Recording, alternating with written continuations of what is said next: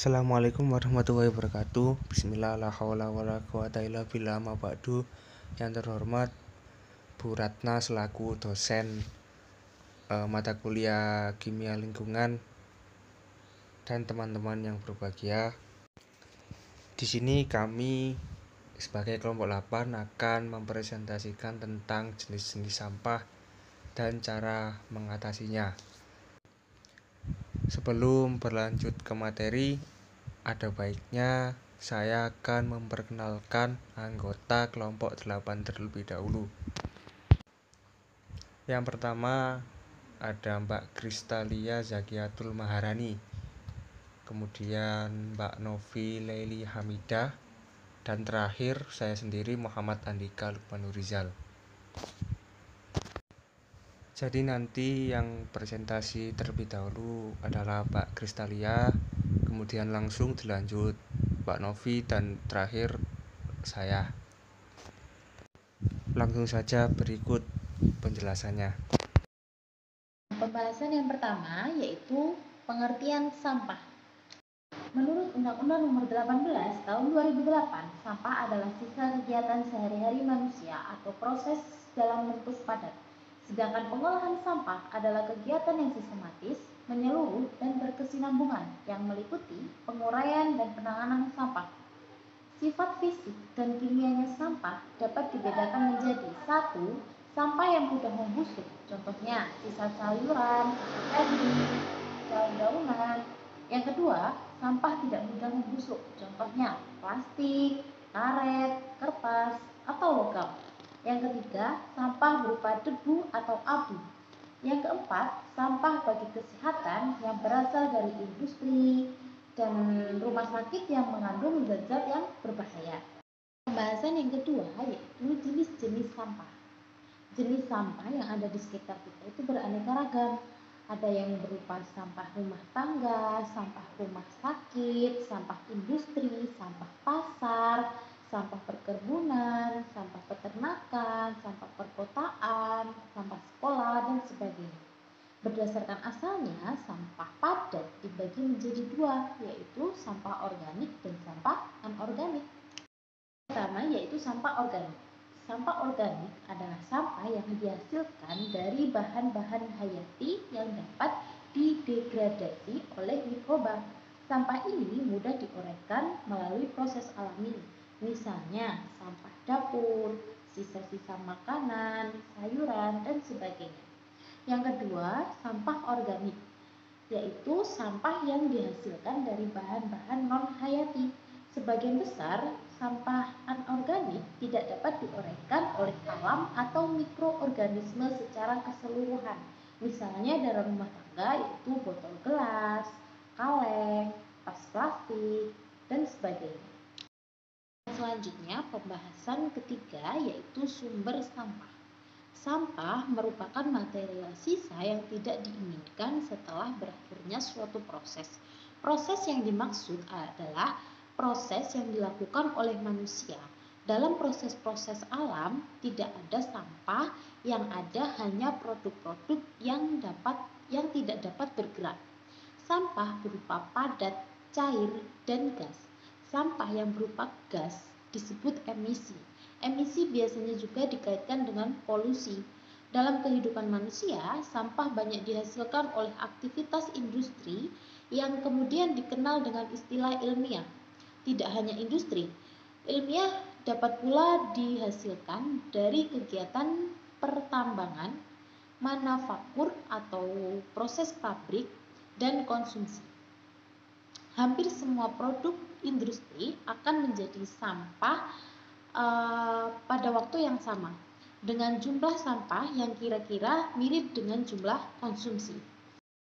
Nah, menurut Gilbert dalam Komang Ayu 2008, sumber-sumber sampah adalah: yang pertama, sampah dari pemukiman penduduk.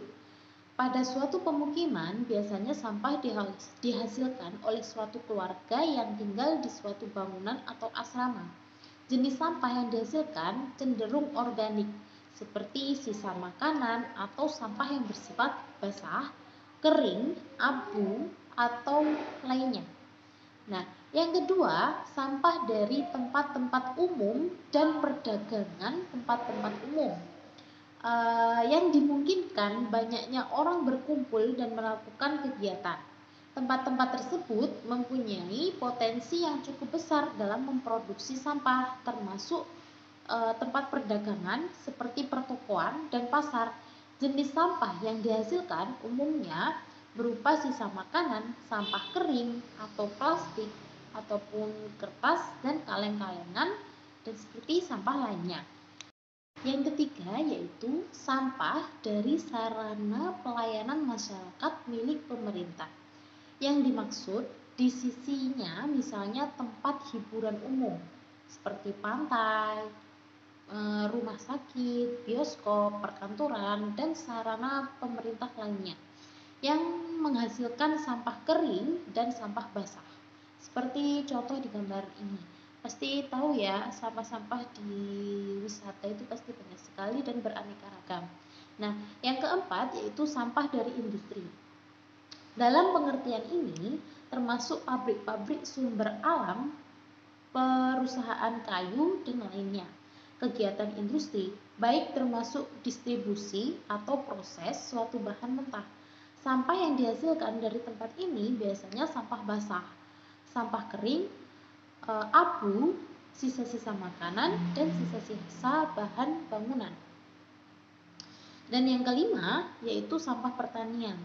Sampah dihasilkan dari tanaman atau binatang di daerah pertanian, misalnya sampah dari kebun, dari ladang, dari kandang, atau sawah yang dihasilkan berupa bahan makanan, pupuk makanan, maupun bahan pembasmi serangga dalam penanaman pertanian. Nah, selanjutnya yaitu mengenai akibat yang ditimbulkan oleh sampah. Yaitu yang pertama, akibat yang ditimbulkannya sampah yaitu mengurangi estetika lahan di sekitar sampah. Yang kedua yaitu kurangnya pengolahan tempat pembuangan sampah itu mengakibatkan bau yang busuk, lalu menimbulkan kuman dan menimbulkan penyakit bagi manusia di sekitar atau makhluk hidup lainnya. Selanjutnya yaitu upaya pengelolaan sampah. Yang pertama yaitu pengelolaan sampah di Indonesia itu masih sangat bermasalah secara aktual, yaitu karena seiring semakin meningkatnya pertumbuhan penduduk, jumlah sampah itu akan semakin banyak. Lalu yang kedua, tempat pembuangan sampah itu kurang memadai, mulai dari tempat dan pengelolaan sistemnya. Lalu kurangnya pengomposan yang tepat. Yang ketiga yaitu tingginya jumlah sampah yang dihasilkan setiap hari.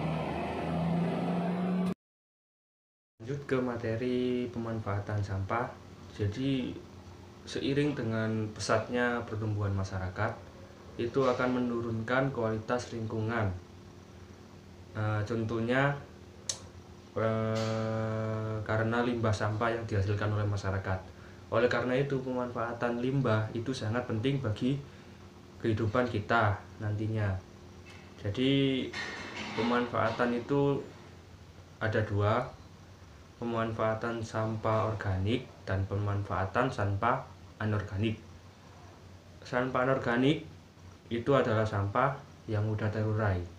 Sebagian besar sampah organik itu sampah yang dihasilkan dari rumah tangga, seperti sisa nasi, sayur, dan lain sebagainya. Jadi ada beberapa hal yang bisa dimanfaatkan oleh sampah organik ini.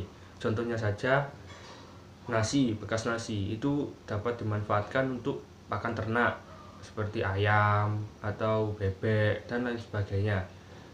Dan sekarang juga dengan kemajuan pemikiran manusia, sampah itu bisa diubah menjadi pelet lele atau pakan ikan lainnya sehingga dapat bernilai. Selain sebagai pakan ikan, sampah organik juga bisa dibuat biogas dan listrik. Itu sudah ada yang diterapkan pada desa-desa yang saya dengar di berita itu.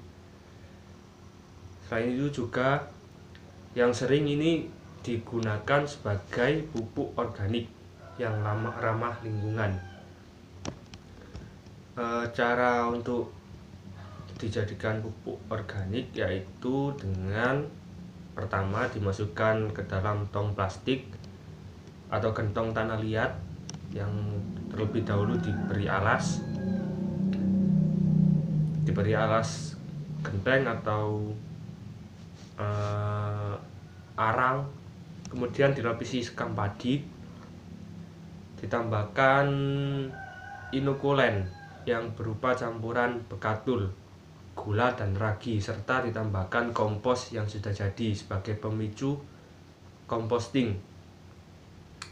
Disisihkan sekitar sepertiga tinggi gentong. Setiap dimasukkan sampah harus diaduk agar proses aerasi terjadi dengan baik.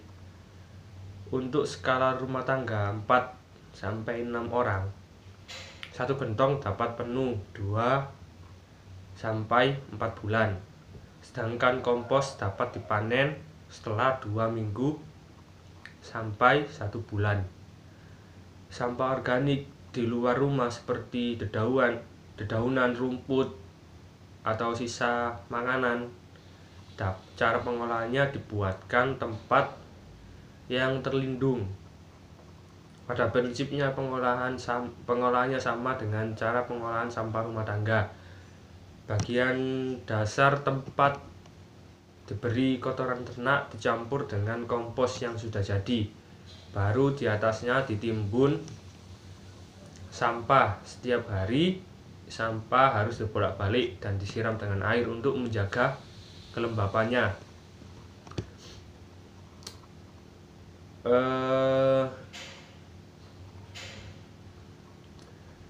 Kompos dapat dipanen setelah 2 bulan.